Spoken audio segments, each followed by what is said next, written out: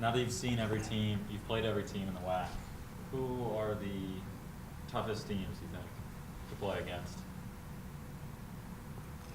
Oh, they all tough to me, you know. I don't think any of them. I mean, for us, I think every team is tough. So I don't want to rank them or say who's probably the best one. I just think they're all good. You know, I think some matchups are different, but it just all depends on the night who you're playing.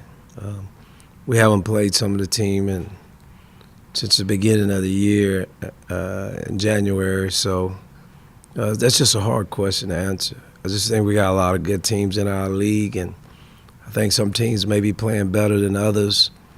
But again, we've pretty much had a tough game against all of them.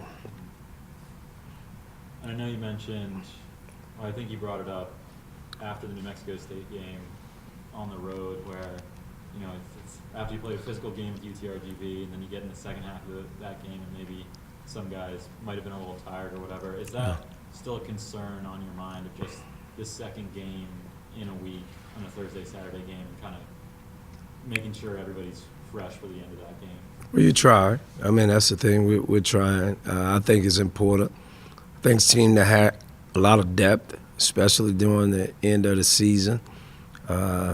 You know, probably got a better chance to win the second game.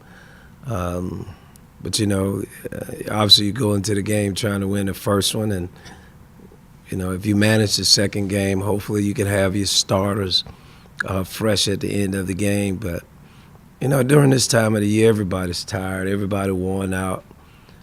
Some teams either had some injuries in early January or late January. Now you got teams that are having injuries at the beginning of February. That's just part of the marathon that we're in when your conference is really good and you're competing every night to try to win a championship. So I'm concerned about our team, obviously, just from a health standpoint and from rest, as far as trying to get guys to be fresh, just the rest of the way. Because again, it's just a tough, grueling time right now. And usually when you get closer to tournament time, guys kind of get another kind of blow of fresh wind, if that's what you want to call it. They try to kind of get a kick in their system because now, you know, they're going into the tournament.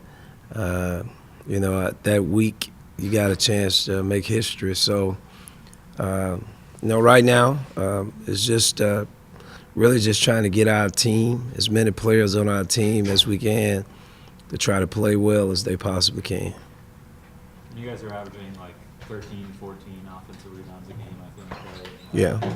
Even though you lost some size from last year, was there a point where you realized, like, okay, we're a pretty good team on the offensive glass this year, whether it be first couple games in practice before the year or anything like that? It's probably after we had played a few games. You know, once we played TCU and then we went to the Bahamas, I thought we could be a really good rebounding team. I was not as worried at the beginning of the year that we would have major problems rebounding, but I was just a concern. Always when you don't have as much size, I thought we had some guys that were pretty quick to the glass, but I had concerns whether we would have problems rebounding. After we kind of got through that stretch at the Bahamas, I kind of felt like we had a chance to be pretty good. And then our guys have really taken pride in the offensive glass. So we've done a really good job there. And it's one of the areas I think one of our strengths as far as our team goes. And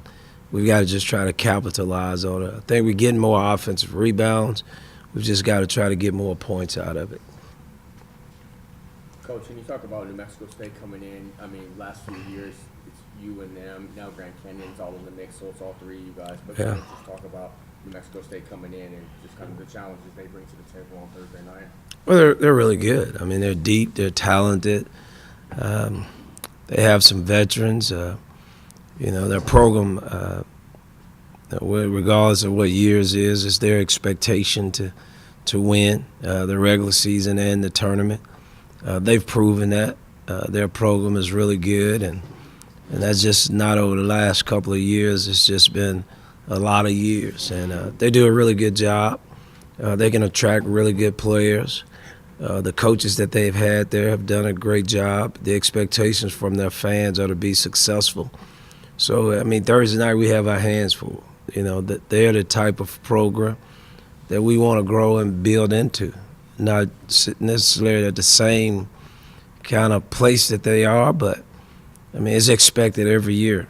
They're going to either play for the regular season title or they're going to play for the tournament title, and that's what we want to do. That's been some of our motivating factor, I think, that has helped us get our program where it is today, because they have a target on their back. We know who the best team, what's the best program in this league is, and we want to be that.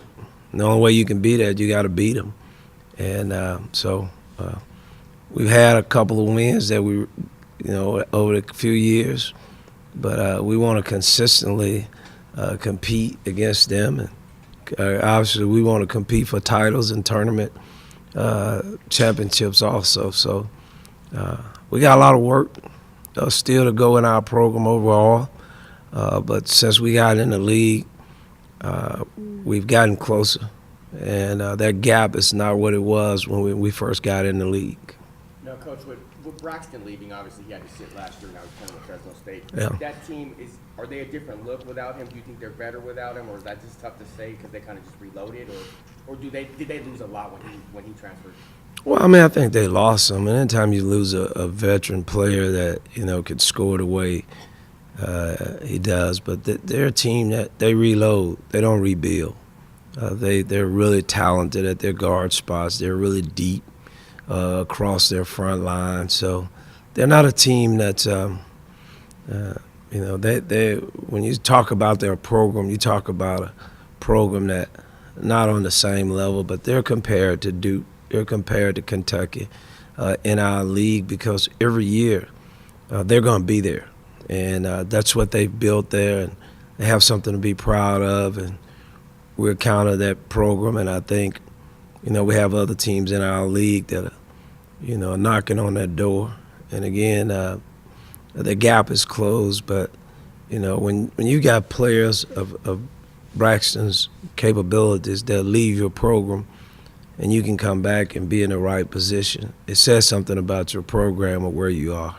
How's New Mexico State going to be different than Grand Canyon in terms of the way you have to play or what you're going to see? New Mexico State really more aggressive in the open court.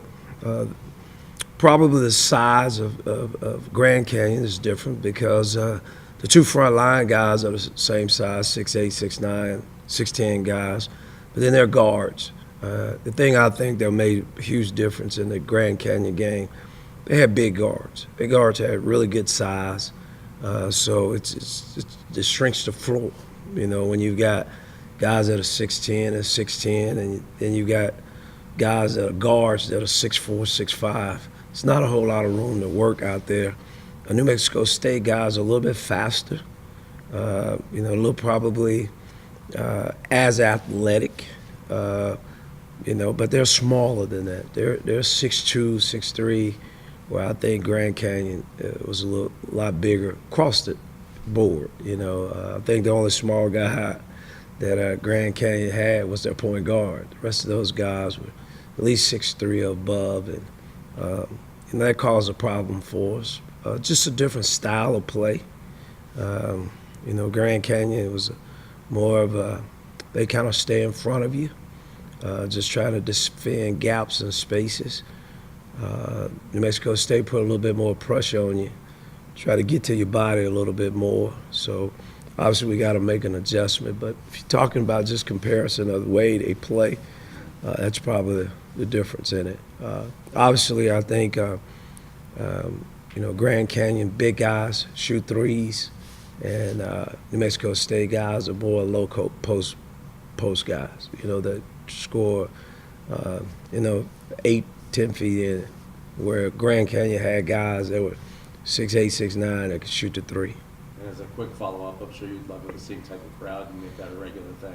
Well, it should be. I mean, it really should be. I think If the teams that we're playing against, and I think that's probably the thing with me that I think for our program is urgency. We're playing against, when we go to Grand Canyon, it's going to be a sellout. The students are going to be crazy. We went to New Mexico State, they had a great crowd. We went to Cal Baptist, they had a really good crowd. And that's what's to be expected. That's saying something about our league, because I think our league is getting more competitive. I think the people at Grand Canyon think this is an opportunity for them to win. I think New Mexico State always feels that way. I think Utah Valley is improving in that sense.